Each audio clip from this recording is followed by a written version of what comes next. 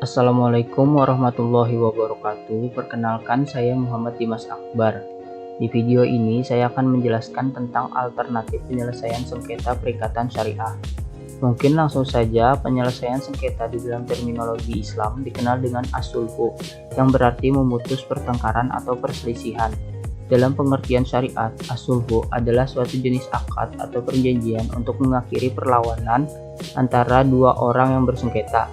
Sengketa atau beda pendapat dalam bidang perdata Islam dapat diselesaikan oleh para pihak melalui alternatif penyelesaian sengketa yang didasarkan pada itikat baik dengan mengesampingkan penyelesaian secara litigasi. Apabila sengketa tersebut tidak dapat diselesaikan, maka atas kesepakatan tertulis para pihak, sengketa atau beda pendapat diselesaikan melalui bantuan seseorang atau lebih penasehat ahli maupun melalui seorang mediator.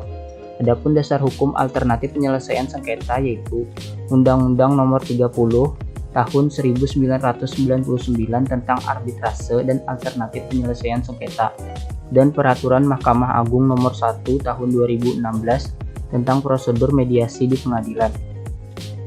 Selanjutnya, macam-macam alternatif penyelesaian sengketa yaitu musyawarah, mediasi, arbitrase, dan pengadilan.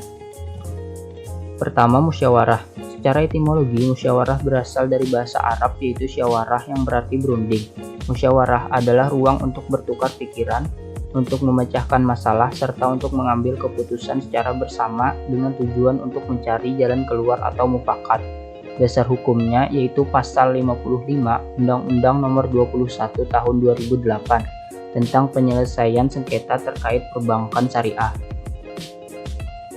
Kedua, mediasi. Mediasi adalah suatu prosedur penengahan di mana seorang bertindak sebagai kendaraan untuk berkomunikasi antara pihak sehingga pandangan mereka yang berbeda atas sengketa tersebut dapat dipahami dan mungkin didamaikan. Tetapi tanggung jawab utama tercapainya suatu perdamaian tetap berada di tangan para pihak itu sendiri. Dari definisi ini jelas bahwa mediasi merupakan suatu proses informal yang ditunjukkan untuk memungkinkan para pihak yang bersengketa mendiskusikan perbedaan-perbedaan secara pribadi dengan bantuan pihak ketiga yang netral dan objektif. Dasar hukum mediasi yaitu Undang-Undang Nomor 30 Tahun 1999 tentang arbitrase dan alternatif penyelesaian sengketa dan Peraturan Mahkamah Agung Nomor 1 Tahun 2016 tentang prosedur mediasi di pengadilan. Ketiga, arbitrase. Dalam literatur sejarah hukum Islam, arbitrase lebih identik dengan istilah tahkim atau hakam. Istilah ini secara literal berarti mengangkat sebagai wasit atau juru damai. Dalam perspektif Islam, arbitrase dapat disepadankan dengan istilah tahkim. Tahkim berasal dari kata hakama secara etimologis yang berarti menjadikan seseorang sebagai pencegah suatu sengketa. Sedangkan secara terminologi, tahkim atau hakam adalah pengangkatan seseorang atau lebih sebagai wasit atau juru damai oleh dua orang atau lebih yang bersengketa guna menyelesaikan perkara yang mereka perselisihkan secara damai. Dasar hukum dari arbitrase yaitu Undang-Undang Nomor 30 Tahun 1999 tentang arbitrase dan alternatif penyelesaian sengketa. Pasal 1338 KUH Perdata, Pasal 615 sampai 651 RV, Pasal 16 dan Pasal 3 Ayat 2 Undang-Undang Nomor 4 Tahun 2004 dan Pasal 377 HIR. Adapun macam arbitrase yaitu arbitrase institusional dan arbitrase ad hoc. Keempat, pengadilan. Pengadilan merupakan sebuah instansi atau badan yang bertugas untuk melaksanakan sistem peradilan berbentuk pemeriksaan, pengadilan, dan juga pemutusan perkara. Bentuk dari sistem peradilan yang dilakukan di pengadilan merupakan bentuk forum publik resmi yang dilakukan atas dasar hukum acara yang berlaku di Indonesia.